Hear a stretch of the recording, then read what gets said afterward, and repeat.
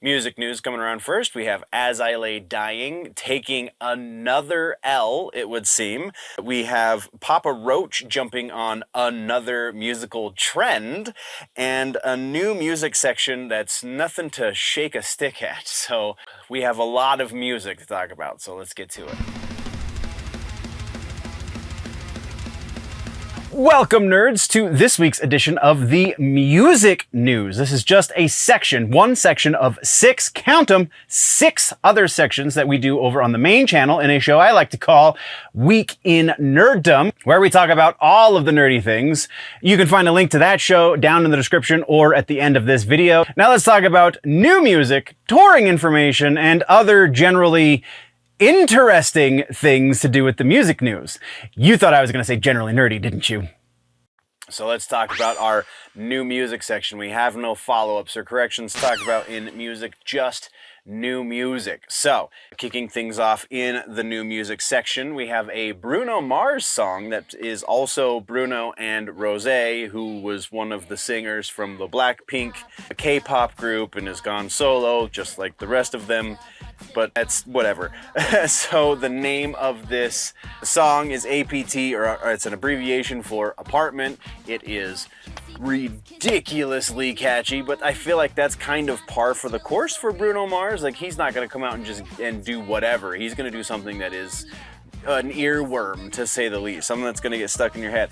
The really interesting thing about this, the fact that it's K-pop related because of Rosé, the lyrics and the title are a play on words for a popular Korean drinking game called Apartu, I believe is how they say that, which has something to do with the American abbreviation APT being for apartment. So very kind of back and forth, really interesting as far as that goes, but kind of irrelevant to the poppiness and catchiness of the track. This is kind of pop music gold. I feel like Bruno Mars kind of comes out of hiding every couple of years and drops a record that's got a couple of fantastic pop tracks on it, and then just goes back into hiding for a few years while he crafts his next piece of earwormery. But yeah, I mean, this is, again, if you're, I guess kind of the standard that we set for talking about new music is, if you are not into pop music, this is kind of worth a listen to anyway, because like it kind of gives you an idea of what good pop music is, because there's definitely a lot of not so great pop music, though this isn't the best that we've ever gotten as far as pop goes, or really as far as Bruno Mars goes, but it's pretty damn good, so worth a listen if you're a pop music fanatic. If you're a Bruno Mars fan, you're gonna love it. If you're a Blackpink fan, I really don't know what you listen to, because I've never listened to Blackpink outside of this song, so maybe let me know, I guess. From there, let's talk about our next track, going very much in a different direction. We have Cradle of Filth dropping their new track, Malignant Perfection. This is surprisingly like constrained for Cradle of Filth. Like, it's still got those black elements, those theatrical elements, the operatic, showy, proggy, whatever the hell you call Cradle of Filth. It's like black metal for beginners, but this is like really subdued, I think is even more appropriate way to put it. It's not tame by usual standards of the word, but as far as like Cradle of Filth standards, this almost brings an element of what is the name of the song? I wrote it, Lymphedema. This almost brings an element of the Lymphedema track because it's that kind of subdued. Also, much more well produced than that track, so I think probably just a fine example if you listen to Lymphedema and then you listen to this, a good kind of juxtaposition of where it started and where it is, I guess you could say.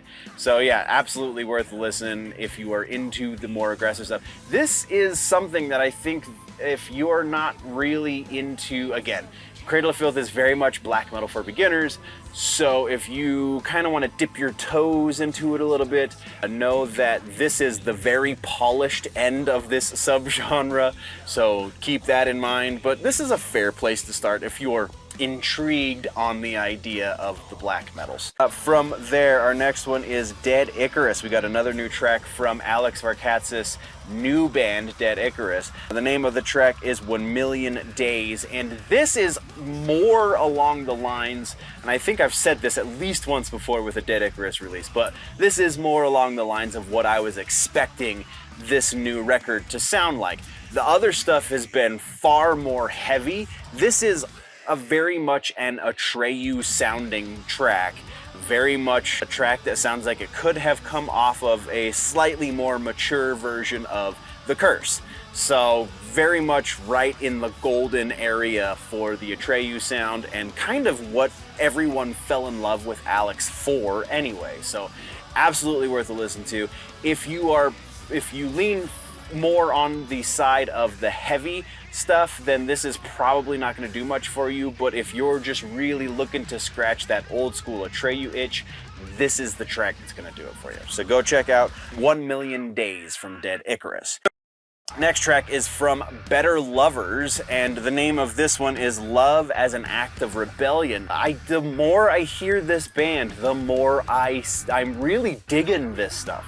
I was not a huge fan of Every Time I Die, which largely this band is the remnants of Every Time I Die, with Greg Puciato from Dillinger Escape Plan. This sounds like it could be somewhere in the area of roughly Miss Murder era Dillinger Escape Plan. It's not quite that good, but I feel like this is better than anything they did as Every Time I Die. So like, you're getting almost the best of both of those worlds, and I mean, I'm definitely here for it. This I think is probably the most exemplary track of those two sounds kind of merging. So go check it out for sure. Love as an Act of Rebellion from Better Lovers. And then our next one is a band I feel like we've talked about, but I don't know that we've talked about new music from them yet. So they're about to put out a new record, it would seem. We now have a new track from Bloodywood. The name of this new track is New Delhi,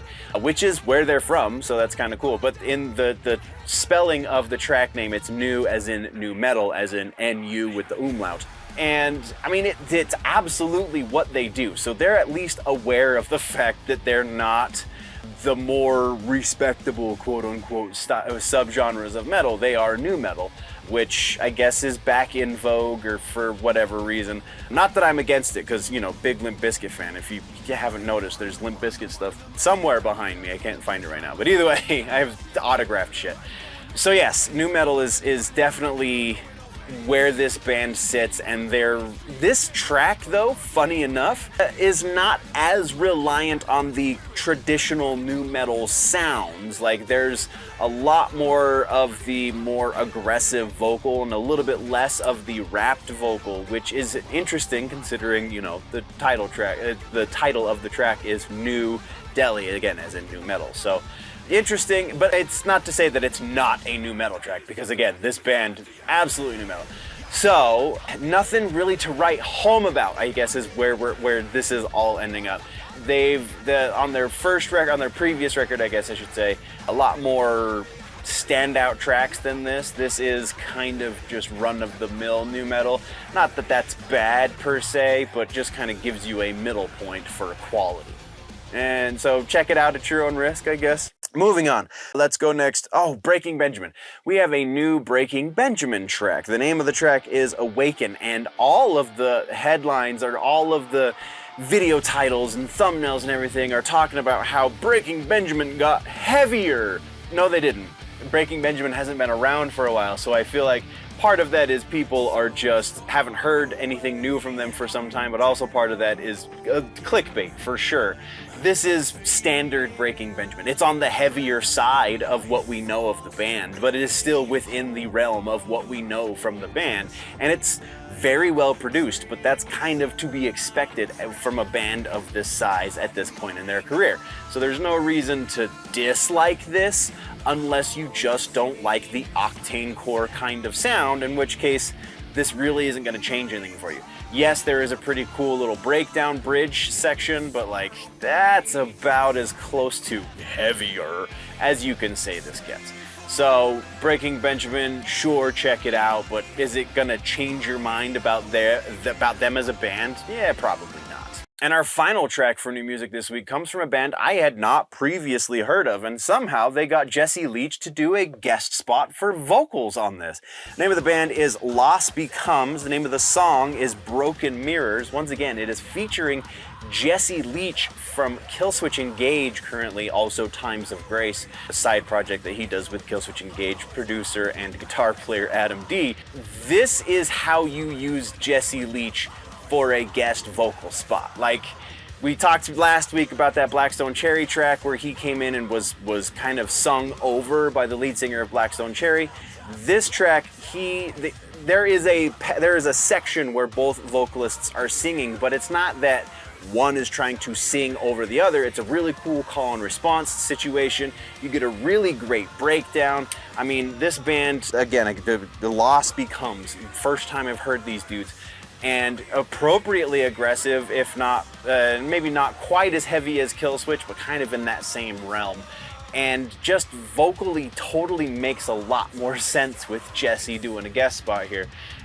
And I gotta say, I really dug it. Like, legitimately went out and got the track. Like, got the track officially, so I can do with it as I will, put it in my playlist and whatnot. So yeah, this is absolutely something to go listen to if you're into metalcore, if you like the Killswitchy kind of sound. This is a little bit on the Southern Fried side, so just expect a little bit more groove here.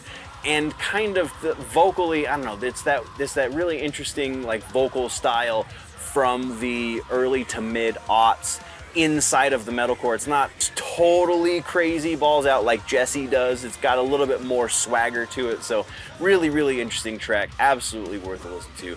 Go check out Lost Becomes and their track Broken Mirror featuring Jesse Leach from Killswitch Engage. That's all we got for new music. Let's talk about tours and festivals this week. Really, we have two to talk about. Nothing crazy is going on right now as far as tours being announced. Everybody's out on tour. We've talked about this. Jerry Cantrell, though, who just put out a solo record. Jerry Cantrell, for those that don't know, is the guitar player and vocalist from Alice in Chains, one of the vocalists anyway, from Alice in Chains. And he just put a solo record and he's going out on tour. Support for the tour is coming from Filter. It is running from January 31st of 2025 through March 9th of 2025. You can find a link down in the description that will take you to more specific dates, like where he's going to be playing on the dates, as well as tickets. So go check that out. And then our other tour that we're talking about this week really largely is because of the musical suggestion from last week. Musical suggestion last week was the Suspiria soundtrack, which was made by the band Goblin back in the 70s, right? So the band Goblin has gone through a number of iterations, and currently I believe there are at least 2 different iterations that are active right now. So the version that's going on tour is Claudio Simonetti's version, and Claudio was one of the original members of the band, and then again they did the whole, what is it, Judas Priest, and a dozen other bands have done it. We actually talked about Mushroomhead potentially doing this, where they split off and have 2 different versions of the same band because certain people just can't get along, but the rights are held by everyone involved and blah blah blah. So that's where we're at with this. The tour starts on Halloween, so October 31st runs through December 15th. At some, not all, but at some of the dates on this tour, they will be screening the movie Demons, which is not Suspiria, strangely enough. Screening the movie while the band plays the soundtrack to the movie live. So it'll be really, really interesting situation. Once again, link down in the description will take you to a more detailed list of dates, and you can purchase tickets by following that link as well. So go do that, because that's going to be a crazy show. No supporting music listed, but if they're going to be playing a movie, that kind of makes sense, right? So that's what we got for tours and festivals this week. Let's talk about some regular ass news. We got to start on a down piece for regular news, and that has to do with Iron Maiden's original vocalist Paul Di'Anno. Paul Di'Anno has been struggling with, and this one I really have to read because it's kind of a big word, lymphedema for years, and he has finally succumbed to the lymphedema and passed away at the age of 66. He was the vocalist on the first two Iron Maiden records, their debut album, Iron Maiden, as well as the second record, Killers. He had he had two other specific bands, one of which called The Killers, or Killers, I guess, because The Killers is the 90s, whatever. We also have an official documentary will be coming out about his life in 2025. You can find a link that'll take you to a little bit more detail down in the video description. And while I might not be a fan of Iron Maiden, I can recognize the talent that goes into that music. Like, their bass player is some sort of freaking machine, but also the influential elements, you know, just everyone is influenced by Maiden. I mean, even, again, me not being a huge fan, instrumentally, like, those guys are insane, and you would be kidding yourself if you are a person who writes metal music or metal related music, if you've never accidentally subconsciously like borrowed a riff from Maiden while writing. Like, that's just kind of the nature of their influence. They are so ubiquitous with the genre. So for them to be losing a member at this young age, even though he was an ex-member, still losing a member at this young age is pretty huge. So we're going to take a moment, we're going to pay some respects to Paul D.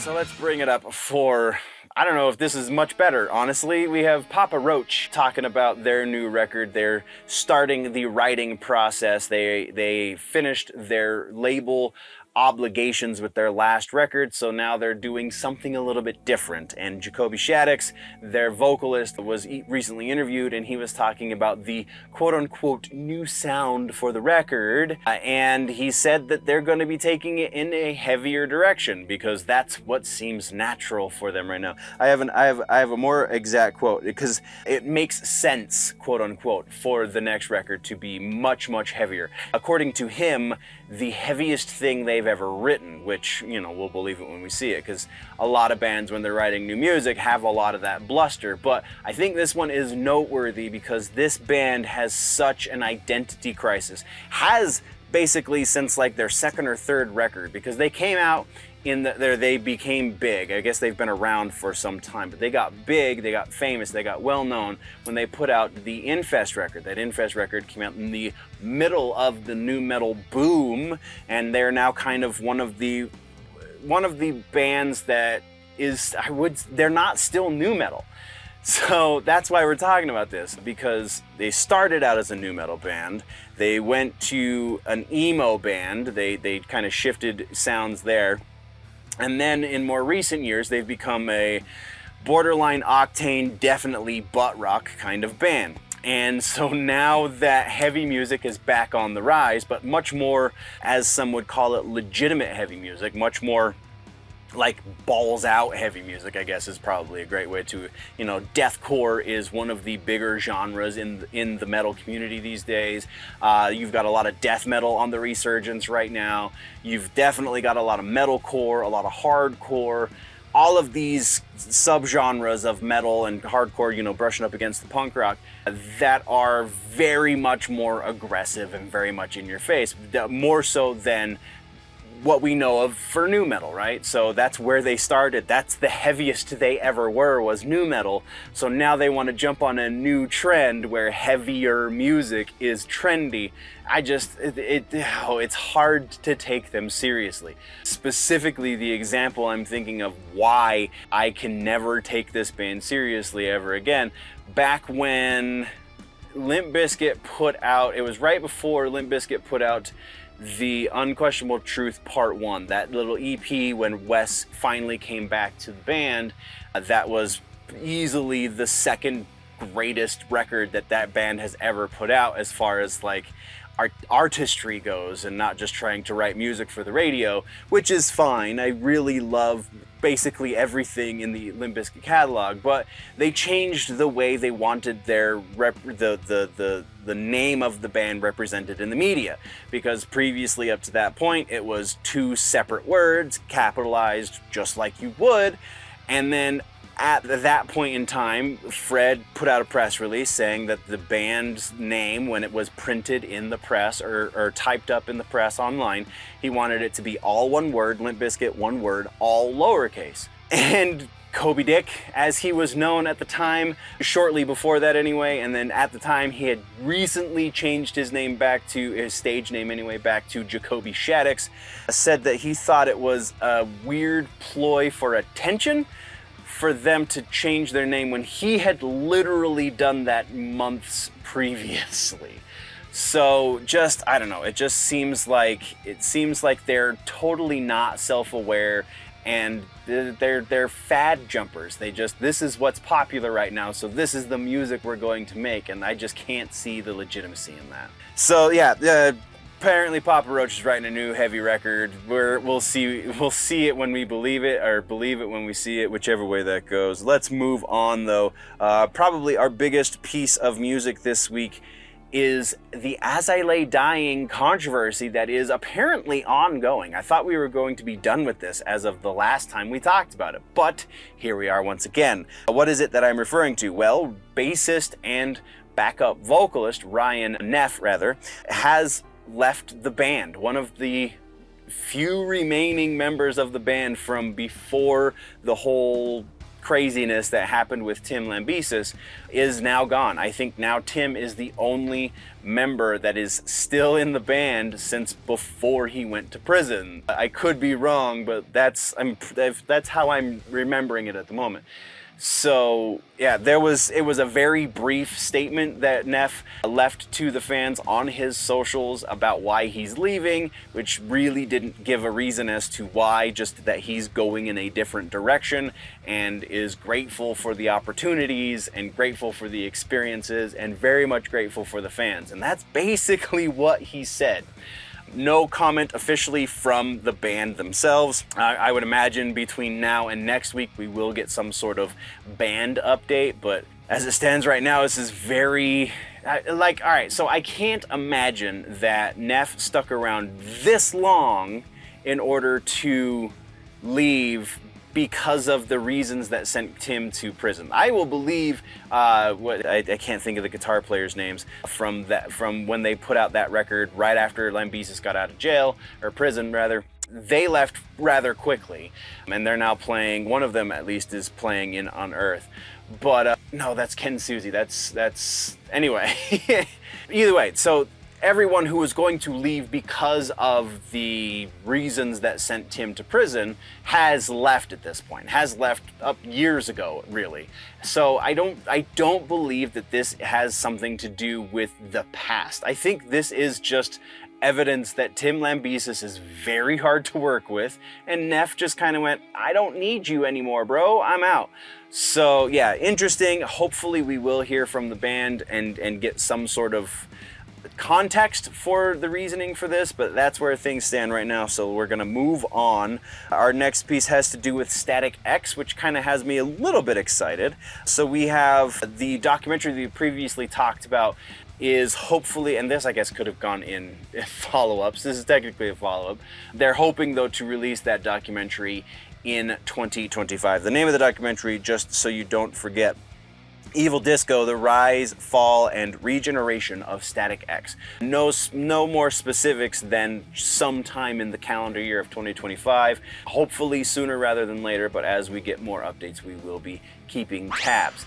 That is what we have for regular ass news. Let's talk about our suggestion this week. This is going to be a little bit different considering that we're doing suggestions based on the season. It is Halloween season, so the suggestion this week is the self-titled record from Korn. Now, not exactly something you think of when you think of Halloween, but if you think of atmosphere and you think of the way the season makes you feel, the way this record makes you feel, they are very much in alignment. So yeah, standout tracks on the self-titled record from Korn, released in 1994 and still just as poignant and potent as the day they released it. Standout tracks, you have Blind, which starts off the record. You have Daddy, which I think they've only performed like 2 or 3 times since this record came out. You have Clown, which is one that I definitely identified with personally as a high school kid. And just really, this is a sonic push and pull from start to finish. This is absolutely something that sets the tone for the season sonically. Maybe not lyrically all the time, but definitely the atmospherics that you get from Monkey, Head, and Fieldy in this record that kind of laid the groundwork for the rest of their career is definitely in line with the season. So go check out Korn's self-titled record from 1994. Again, just visceral as the day it was released. That is your suggestion for music this week. That brings us to the end of the video, nerds. Thank you very much for joining me for the news. Once again, there is a full and probably much more up-to-date and recent episode of the news, the full-length version, if you will, called The Week in Nerddom over on the main channel, linked down in the description, and probably link popping up somewhere around my face right about now. So click on that, go check that out as well, or if you prefer your news in more truncated pieces, then by all means just stick around here and go check out some of the other stuff we offer on this channel. Thank you very much for joining me. We will see you in the next one. Before we go, always remember, nerds, that if it is generally nerdy, it's probably here.